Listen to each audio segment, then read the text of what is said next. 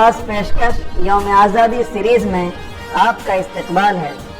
میں آپ کے لیے ریشمی رومال تحریک اور تحریک ترک موالات کے قائد، دارالعلوم دیوبند کے شیخ الحدیث، تحریک آزادی کے عظیم مجاہد حضرت مولانا محمود الحسن دیوبندی رحمۃ اللہ علیہ کی خدمات سے متعلق اہم جانکاریاں لایا ہوں۔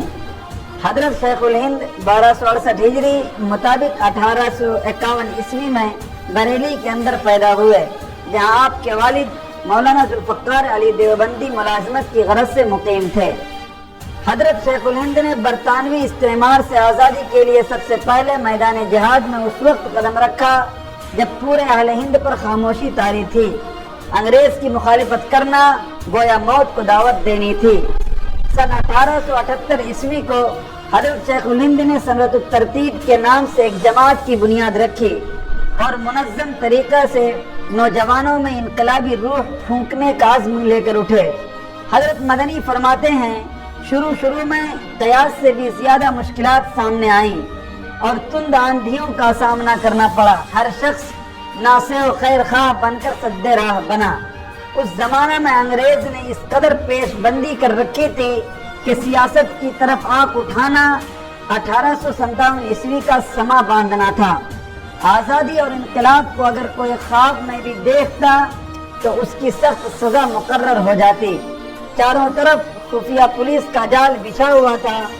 بہرحال حضرت مولانا شیخ الہند نے تمام خطرات سے قطع نظر ضروری سمجھا، کمر کس کر جنگ آزادی میں کود پڑے اور لوگوں کو ہم خیال اور رفیق سفر بنانے لگے۔ بڑے بڑے علماء و مشائخ سے چونکہ نا امید اور مایوس تھے، اس لیے تلامذہ اور مخلص سمجھدار مریدوں کو ہم خیال بناتے رہے۔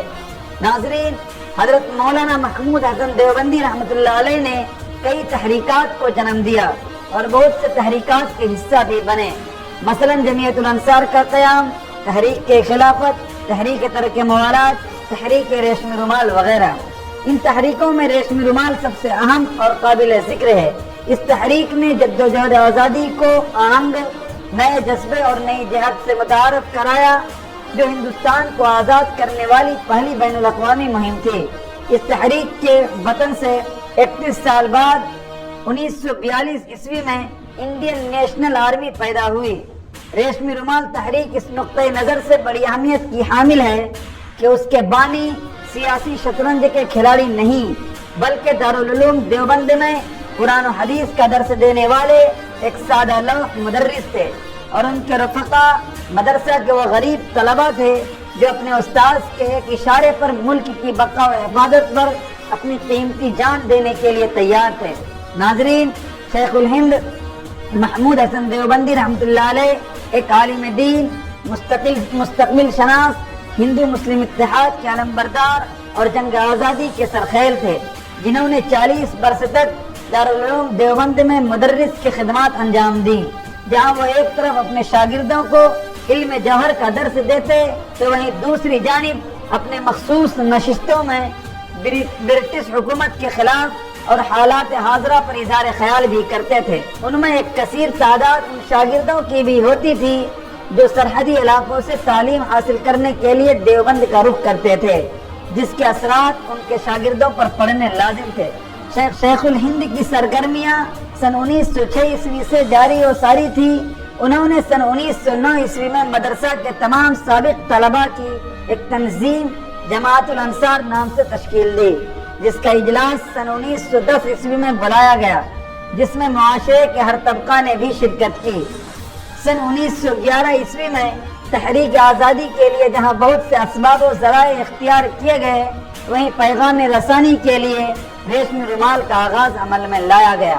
حقیقت یہ ہے کہ ریشمی رومال تحریک نے نہ صرف جنگ آزادی کے رخ کو ایک نئی سمت عطا کی، بلکہ ملک گیر جنگ آزادی کی ناکامی کے بعد بھارتیوں میں جو نا امیدی اور افسردگی کی کیفیت پیدا ہو گئی تھی، اس کا خاتمہ کر کے ان کے جذبہ حیرت میں ایک نئی توانائی اور جوش و جذبہ بھی پیدا کیا۔ ناظرین، ان علماء کرام کو یاد کیے بغیر جنگ آزادی کی داستان مکمل نہیں ہو سکتی۔ ہمیں ان علماء کرام پر نازا ہونا چاہیے، ان کی تاریخ و خدمات سے واقفیت حاصل کرنی چاہیے، ان کے اوصاف و کمالات کو اپنی زندگی میں بھرپور اتارنے کی کوشش کرنی چاہیے۔ آج کے پیشکش میں اتنا ہی، شکریہ۔